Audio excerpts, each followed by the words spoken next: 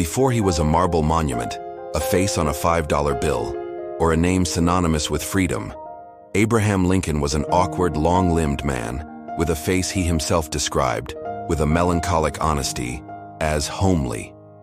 And it was this man, this lawyer from Springfield, Illinois, who collided with one of the most revolutionary inventions of his century: photography. Imagine for a moment a world without images, a world where you knew your leaders only through descriptions in newspapers, crude political caricatures, or, if you were lucky, an idealized oil painting reserved for the rich and powerful. Photography was not just a new technology, it was a form of magic.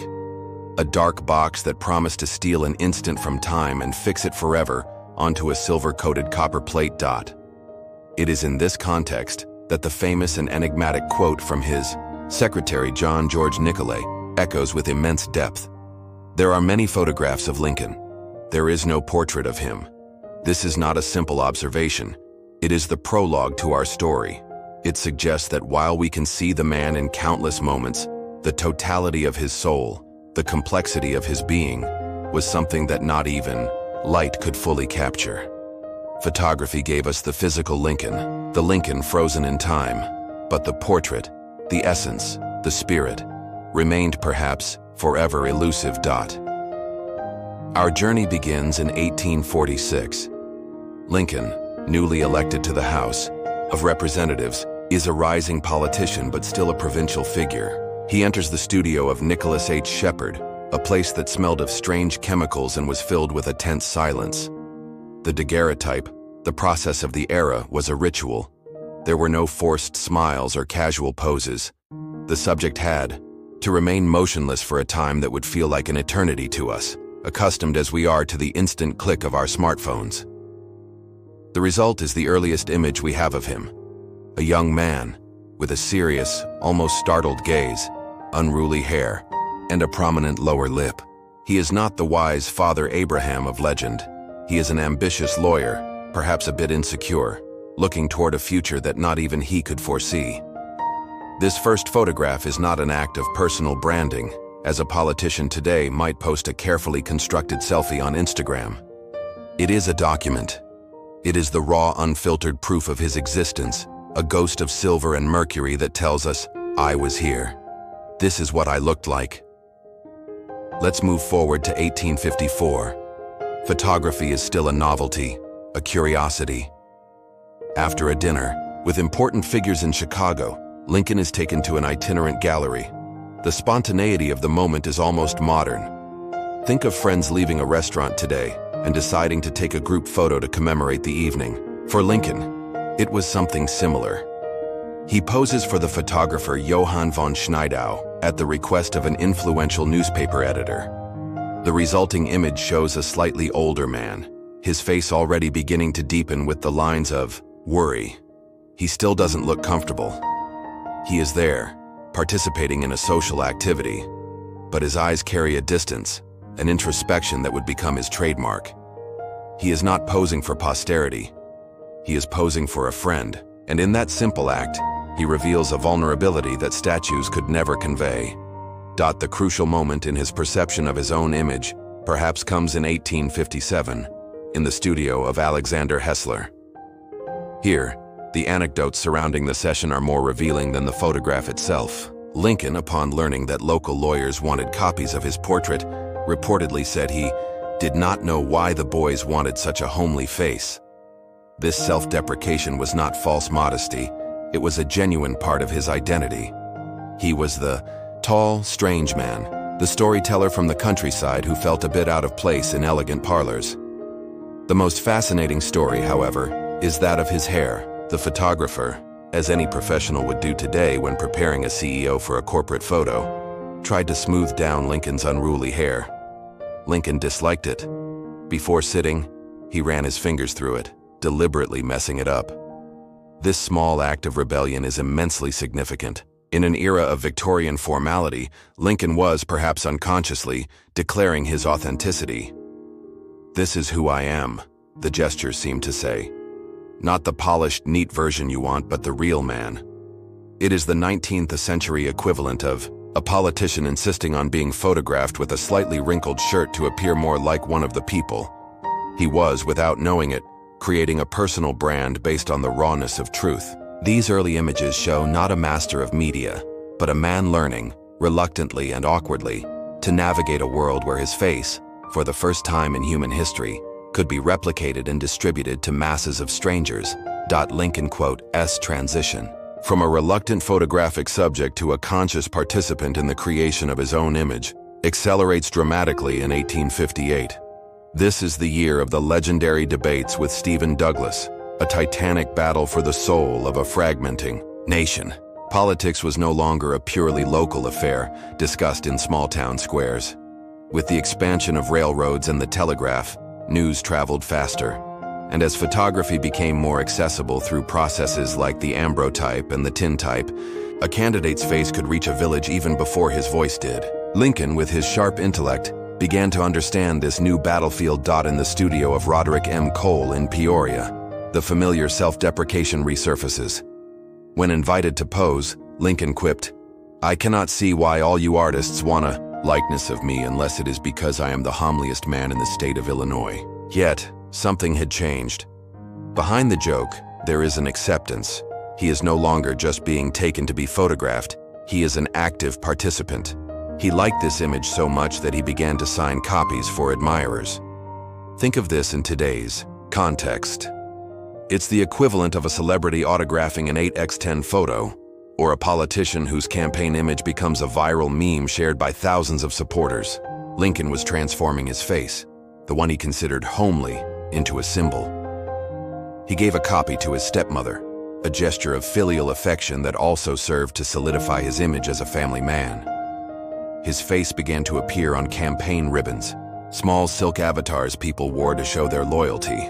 He was literally becoming the face of a cause. The photograph taken by T.P. Pearson in Macomb on August 26, 1858, offers one of the most revealing anecdotes about his philosophy of image. Upon entering the studio, he looked at the camera and asked, "Well, do you want to take a shot at me with this thing?" The language is playful but also a bit combative, as if he were dueling with the machine. When told to fix up in front of a mirror, he refused, stating that it would not be much of a likeness if he fixed up any. This is the same intuition that led him to mess up his hair the year before, but now it is stronger, more defined. Lincoln understood instinctively what the greatest marketing experts of today preach. Authenticity is the most valuable currency. In a political world full of pompous speeches and idealized portraits, his refusal to fix up was a powerful statement. He was presenting himself to the people of Illinois not as a demigod, but as one of them. A man in a wrinkled linen coat, the same one he wore in the grueling debates under the Midwestern sun. His neighbors, upon seeing this picture, would exclaim, "There! That's the best likeness of Mr. Lincoln that I ever saw." They were not speaking of its technical quality, but of its emotional truth. This quest for truth resonates deeply in our own era. We are saturated with perfectly curated images. Digital influencers spend hours adjusting filters, angles, and lighting to project a life of unattainable perfection. Politicians pose for photos that are the result of dozens of takes and edits to ensure every hair is in place. And then, a moment of raw authenticity emerges. A no-makeup photo, a video of a gaffe, a moment of genuine vulnerability, and it goes viral. Why? Because just like Lincoln's neighbors in 1858, we crave the truth. Lincoln's refusal to fix up was his version of the unfiltered selfie, a radical act of transparency in an arena that was already beginning to professionalize the art of illusion. The image attributed to Christopher S. German, taken in the same year, adds another layer to the story, the personal one. He posed for this photo at the request of his stepmother, Harriet. In a letter that accompanied the framed portrait, he wrote, "This is not a very good-looking picture, but it's the best that could be produced from the poor subject." He refers to himself as the poor subject, a mix of affection and melancholic humor.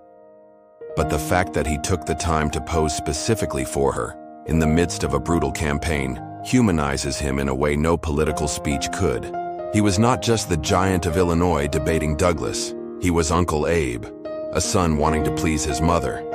In 1859, in the studio of Samuel M. Fassett, he poses for a portrait that his wife, Mary Todd, would declare to be the best likeness she had ever seen of her husband. These images, made for family, remind us that behind every public figure lies a private life, a universe of relationships and affections that shape who they are. Lincoln the politician was learning to use his image as a tool, but Lincoln, the man, still saw the portrait as a connection, a gift, a memory. And it was this duality that made him so magnetically real to the people who saw him. The year 1860 represents a turning point.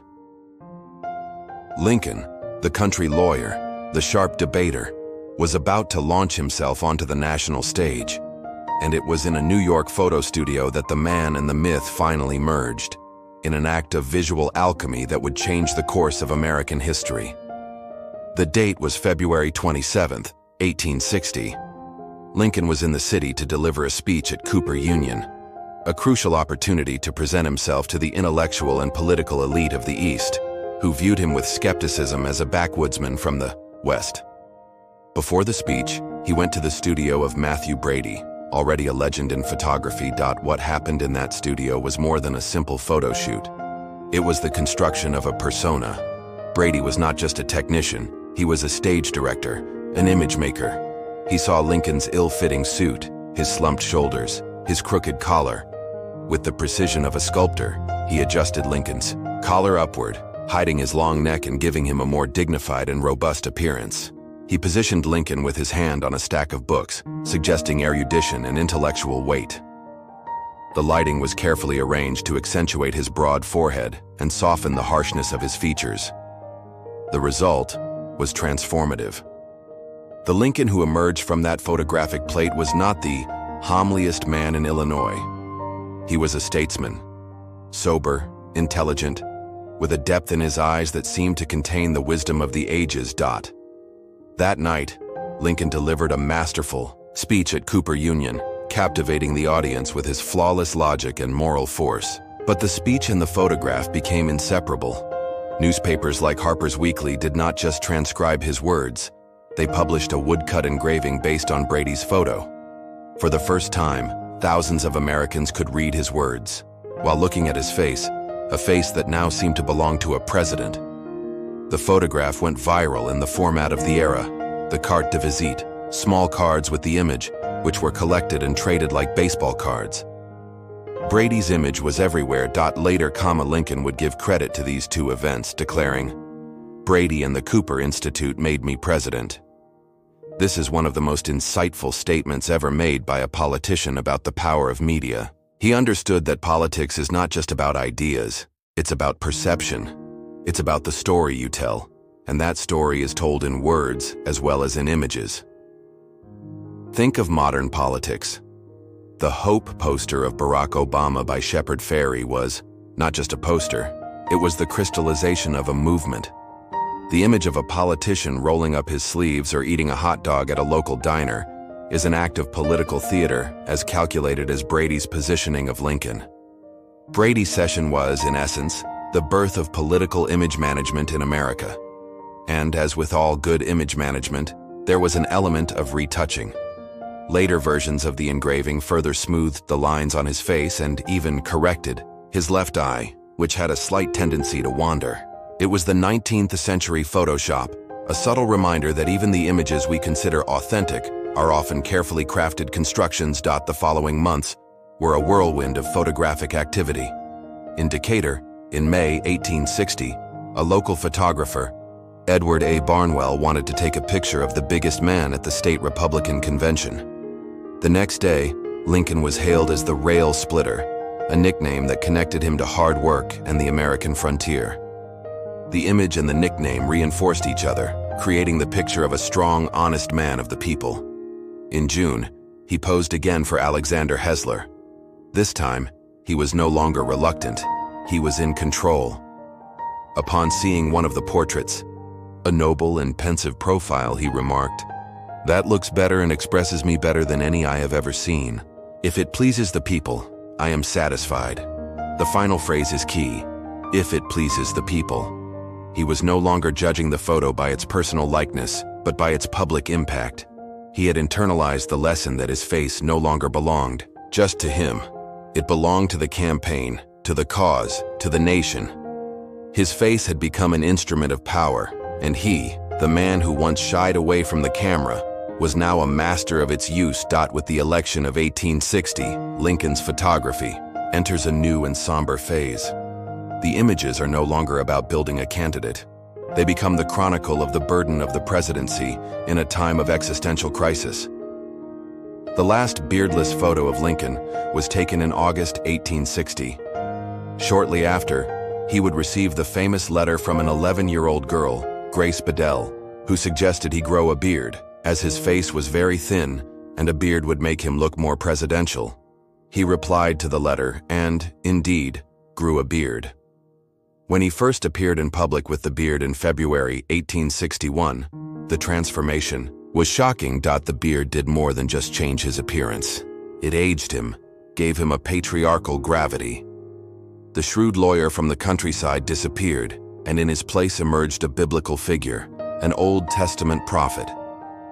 The beard became a kind of mask, hiding the vulnerability of his chin and mouth, and focusing all attention on his deep, melancholic eyes. The first photograph of him as president, taken in Washington around March 1861, shows this new persona. He looks older, more tired, more imposing. The camera is no longer capturing a man on the rise. It is recording the weight of the world descending on his shoulders. Compare this transformation to that of modern leaders. Think of the official photos of a president at the beginning and end of their term. The hair becomes grayer, the lines around the eyes deepen. We see this happen in real time through a constant stream of media images. With Lincoln, the transformation was documented in intervals through studio sessions that serve as milestones on his journey. Each new photograph from the war years seems to add another layer of suffering to his face. In 1863, at the height of the Civil War, he sits for Alexander Gardner, who would become his most prolific photographer during the presidency. One of the images from this session is simply devastating. It is an extreme close-up of his face, which became known as the photographer's face. Dr. James Minor, who knew him, brilliantly described the duality of his expression. In repose, his face was unspeakably sad and as unreadable as that of a sphinx. His eyes, as expressionless as those of a dead fish. But when he smiled, a lightning change occurred, and his face became the most expressive he had ever seen. Gardner's photograph captures Lincoln in repose. It is the face of the Sphinx. It is the face of a man who carries the weight of hundreds, of thousands of dead, who deals with incompetent generals, with fierce opposition, and with the real possibility of the nation's collapse. There is no artifice here, no pose. It is just the brutal truth etched in flesh and bone. Another famous photo, taken by Gardner on November 8, 1863, is often called the Gettysburg Portrait, although it was taken in Washington just 11 days before his immortal address. In it, Lincoln seems distant, lost in thought. It is almost as if the camera captured the moment of conception of those words that would redefine the meaning of the war and of America itself. He is not looking at the photographer. He is looking inward, or perhaps toward a future that only he could glimpse. It is the face of a man about to articulate the idea that the nation might have a new birth of freedom. These wartime photographs are difficult to look at. They force us to confront the human cost of power and responsibility. In our modern culture, we often shield our leaders from appearing weak or overwhelmed. The image is one of control, of strength, of relentless optimism. Lincoln's photos from the war do the opposite. They show the fracture. They reveal the exhaustion, his increasing thinness, the depth of his dark circles, the sadness in his eyes. All of this transformed his face into a map of the Civil War itself. Every lost battle, every casualty list, seemed to carve a new line on his forehead. By allowing himself to be photographed in this state, Lincoln was, perhaps unconsciously, performing his final and most powerful act of communication. He was allowing his body to become a mirror of the wounded nation. He was not above the suffering, he personified it. And in doing so, he created an empathetic connection with the American people that no polished words or optimistic speech could ever achieve. His face became the repository of the nation's collective pain, and for that very reason, a symbol of its resilience. As the war drew to a close, the photographs of Abraham Lincoln took on an almost ethereal quality, as if the man, of flesh and blood, were already beginning to transform into legend. The last photo shoots in early 1865 show a man visibly exhausted, but also possessing a serene calm, a melancholic acceptance of his fate and the nation's. The image taken by Alexander Gardner on April 10, 1865, one day after General Lee's surrender, and just 4 days before his assassination, is perhaps the most haunting of all. The original glass plate cracked, and the resulting print carries a spiderweb of fractures across the president's face. It is an accidental omen, a perfect visual metaphor for the broken nation he was beginning to mend and for the violence that would soon destroy him. His face is thin, almost skeletal, but there is a faint, almost imperceptible hint of a smile on his lips. It is the smile of relief, the expression of a man who had guided his people through hell and finally saw the light on the other side. This brings us back to John Nicolay's initial statement. There are many photographs of Lincoln. There is no portrait of him. After this journey through his images, we begin to understand what he meant. Perhaps Nicolay was right. Perhaps no single portrait could capture the totality of Abraham Lincoln, because he was not a single thing. He was the awkward lawyer and the imposing statesman. He was the self-deprecating humorist and the commander-in-chief with the weight of a nation in his eyes. He was Uncle Abe to his family and the great emancipator to millions. He was the man who messed up his hair in an act of authenticity and the politician who allowed a photographer to mold him for the presidency. Each photograph we have seen is a facet, a fragment of an immensely complex man living in extraordinary times. The photographs do not give us the portrait of Lincoln. They give us the process of his transformation. We see a man age not in years, but in battles. We see a face become a text, upon which we can read the history of a war and the soul of a country. Photography, this new and strange technology, grew up alongside him. Just as Lincoln guided the nation through its turbulent childhood, photography too was finding its voice, learning its power to document truth, to create myths, and to shape public perception. Today, we live at the opposite end of the visual spectrum. We do not have few images of our leaders. We have an uninterrupted deluge. Cameras follow us everywhere, broadcasting every gesture, every smile, every gaffe in real time to the entire world. We are all, in a way, like Lincoln, navigating an ever-changing media landscape, curating our own images on social media platforms, deciding which version of ourselves to present to the world. We leave behind a trail of thousands of digital photographs, selfies, vacation photos, professional portraits. Our entire lives are documented with a minuteness that would have been inconceivable to Lincoln's generation. And this leads me to a final reflection. The story of Lincoln and the camera is the story of the birth of the modern image and the public persona. He was the first president to understand, even if instinctively, that an image was not just a record, but a message. He used photography to connect, to persuade, and ultimately, to personify the struggle of a nation. We, his heirs, swim in an ocean of images that he helped to create. So, the question I leave for you is not about Lincoln, but about ourselves.